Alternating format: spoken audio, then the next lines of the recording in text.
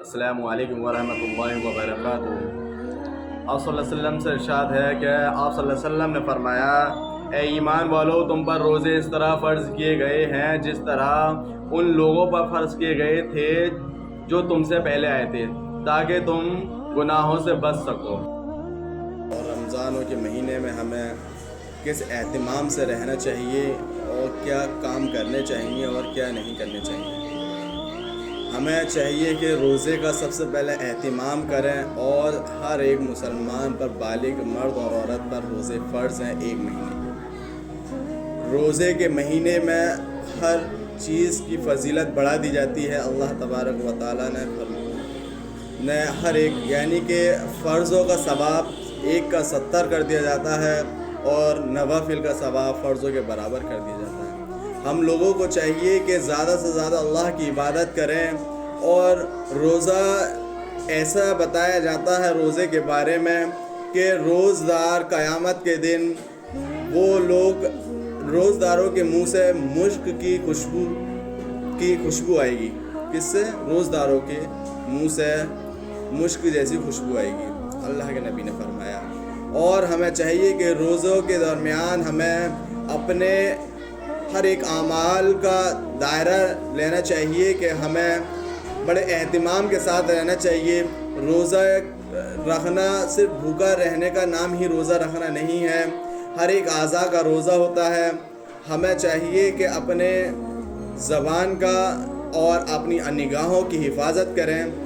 ہمیں بڑے حساب سے اپنے زبان کا استعمال کرنا چاہیے، کسی کو گالی نہ دیں، کسی سے بدگمانی نہ رکھیں دل کے اندر، اور ہمیں نگاہوں کی حفاظت کرنی چاہیے، کسی کو غلط ذہنیت کے ساتھ یا غلط نگاہ سے نہیں دیکھنا چاہیے، اس سے روزہ بھی ہمارا ٹوٹ جاتا ہے۔ اور روزے کے درمیان ہمیں چاہیے کہ اگر ہمارا روزہ ہر حال میں، مطلب کہ صرف اور صرف کسی عذر کے روزہ نہیں چھوڑ سکتے ہیں۔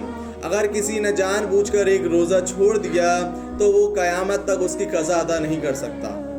اتنی بڑی فضیلت ہے روزے کی کہ وہ قیامت تک اس روزے کی قضا کی ادائیگی نہیں کر سکتا۔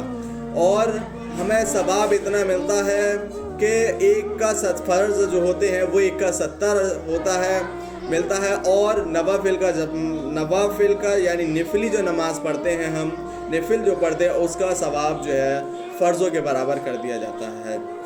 اور روزے کے حالت میں ہمارے اللہ تبارک و تعالیٰ سارے گناہوں کو جلا دیتا ہے۔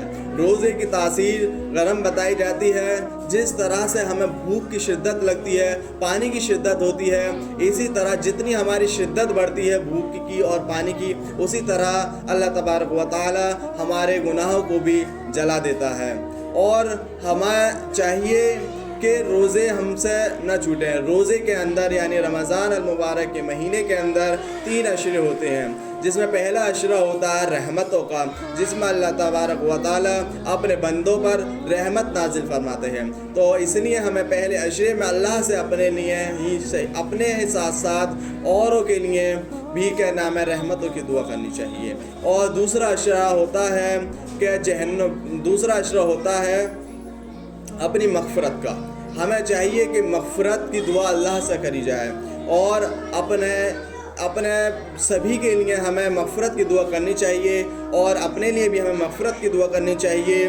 آپ صلی اللہ علیہ وسلم نے فرمایا کہ وہ شخص گویا ایسا ہے، اس شخص پر نالت، یعنی کہ حضرت جبرائیل علیہ، ایک طرح واقعہ بتاتے ہیں کہ حضرت جبرائیل علیہ السلام آئے، اور جبرائیل علیہ السلام نے آمین نے کہا کہ اس شخص پر لعنت ہو جس نے رمضان کا مہینہ پایا اور وہ اپنی اور اپنے والدین کی مغفرت نہ فرما سکا، تو اس پر آپ صلی اللہ علیہ وسلم نے آمین فرمایا۔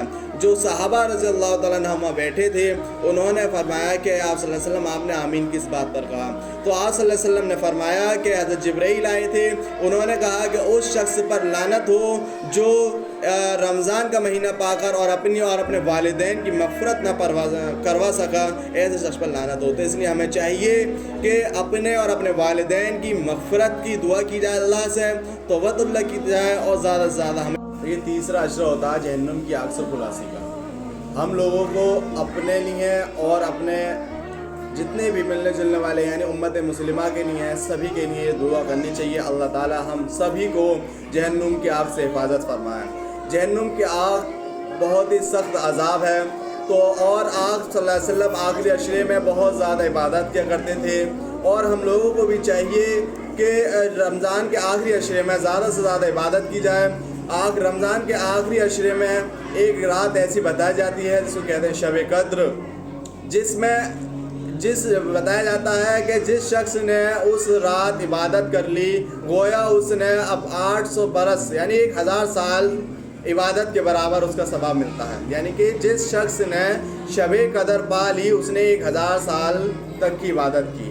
تو اس لیے ہمیں چاہیے کہ رمضان کے آخری عشرے میں زیادہ سے زیادہ عبادت کریں، اور پیسے پورا ہی مہینہ عبادتوں کا ہے، لیکن رمضان کا آخری عشرے میں ہم لوگوں کو زیادہ سے زیادہ عبادت کرنی چاہیے، راتوں میں جاگنے کا اہتمام کرنا چاہیے، اور اللہ تعالی ہم سب کو رمضان کی قدر کرنے کی توفیق عطا فرمائے اور عمل کرنے کی توفیق عطا فرمائے۔ باقی دعوانا الحمدللہ رب العالمین۔